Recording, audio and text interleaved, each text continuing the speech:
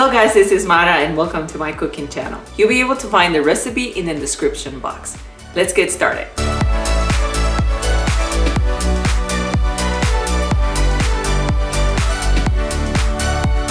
In a bowl, we're gonna mix the dry ingredients. We're gonna add the flour, the salt, the baking powder, and we're just gonna mix until we make sure that all the ingredients are combined.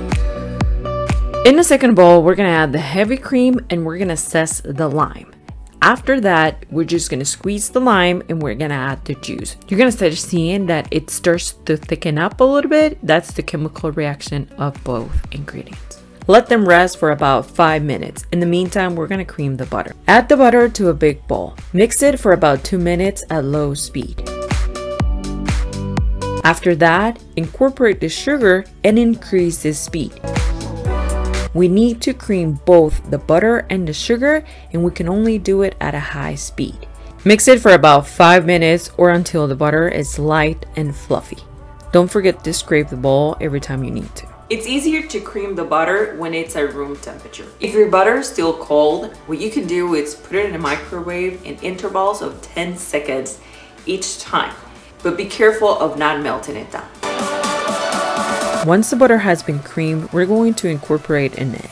We're going to mix it for about 45 seconds to a minute.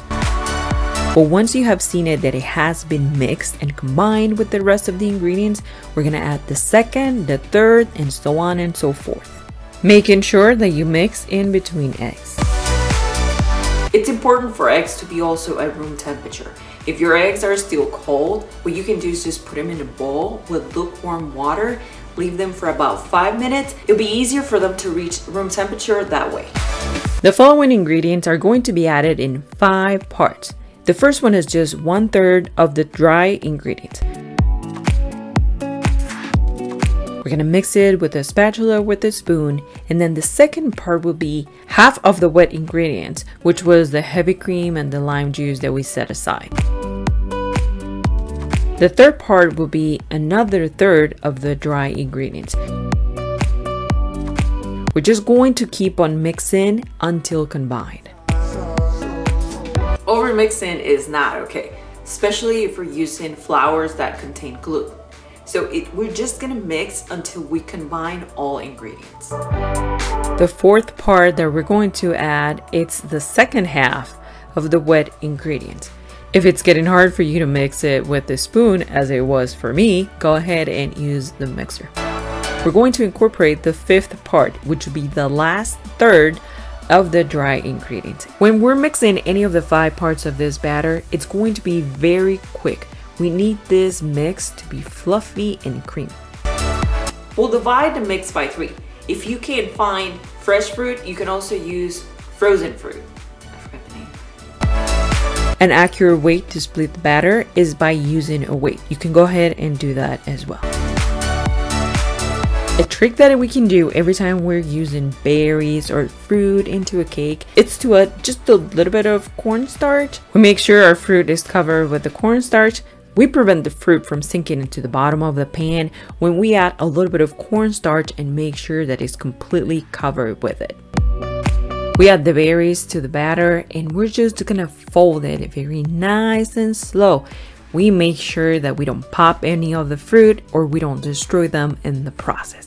We're gonna add the batter to the greased pan. I am using 3 pans that are the same size. This way I'm gonna make sure that once they're baked, I don't have to trim the ends and I'm just gonna keep this cake naked. Level them up with the spoon or spatula so when they bake, they'll have the same size.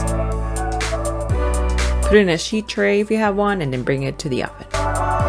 We'll bake them around 30 to 35 minutes at 350 degrees Fahrenheit. Once you have taken them out of the oven, let them rest for about 20 minutes. After that time, you can go ahead and scrape the sides and then flip them over. Let the cakes cool down. In the meantime, we'll start working on the frosting.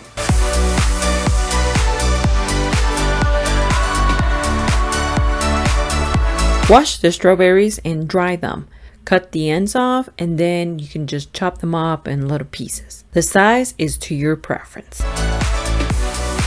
Place them in a large pot. Add the sugar, the salt, and the vanilla extract. Turn the stove to medium heat and cook them for about 10 to 15 minutes. Once they're soft, you can use a potato masher, a blender, a food processor, and we're gonna cook it for 15 more minutes to reduce the sauce. Once the strawberry jelly is cold, we can start creaming on the butters. I don't recommend you guys doing it before, otherwise when you add the strawberry jelly, you're gonna melt the butter. We're going to cream the butter for the icing.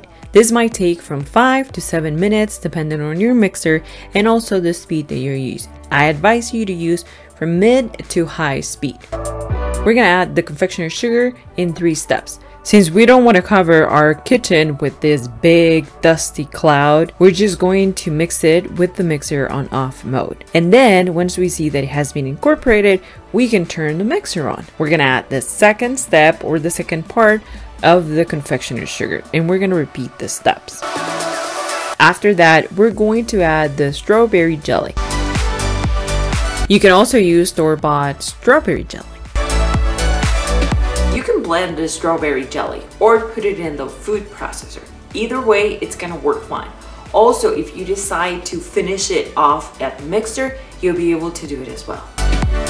We mix in for about 2 minutes and then we're gonna add the last part of the confectioner sugar. Now you can see that our icing is starting to get thick and rich.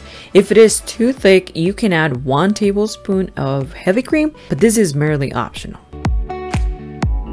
And this is my favorite part of baking a cake, after eating it, of course, which is decorating it. So we're gonna put one of the cakes on a plate. It's easier if you're using a piping bag and a tip. The tip doesn't have to be any specific size, whichever is easier for you. You can also use a spatula if that's easy. We're gonna place the second cake on top and we're gonna repeat the process. After we place the third cake, we're just gonna press down a little bit to get all those cakes in place. And with the same piping bag, we're just gonna make sure that we're adding enough buttercream or enough filling to the sides of the cake. And with the spatula, we're just gonna scrape off all of the excess. We'll also add some icing on top, and with the spatula, we're just gonna level it out and make it look so awesome.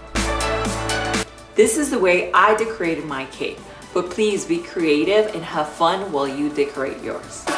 I love swirls. I love that word too. So we're gonna make a lot of swirls. Place the first one at any place, doesn't matter where. And then using the cardinal points as reference, place the other 3 swirls around them until you get 8 swirls. Then you can also use the strawberry jelly and put it on the side of the cake and let it drip. It will look so awesome, I guarantee. You're gonna love it. You can also use some of the fresh fruit that we use, a different one because the fresh one is already inside the cake. You know what I'm saying. I use the blueberries, the blackberries, the strawberries, and also the raspberries to decorate. I don't know why I listed them because obviously I used them all.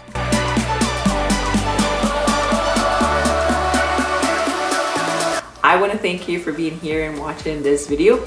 If you haven't subscribed yet, you'll be able to do it over here. And I'm gonna leave 2 other videos that you can watch, other recipes that you can create and eat with your family at home. Thank you for watching. See you next time. Bye-bye.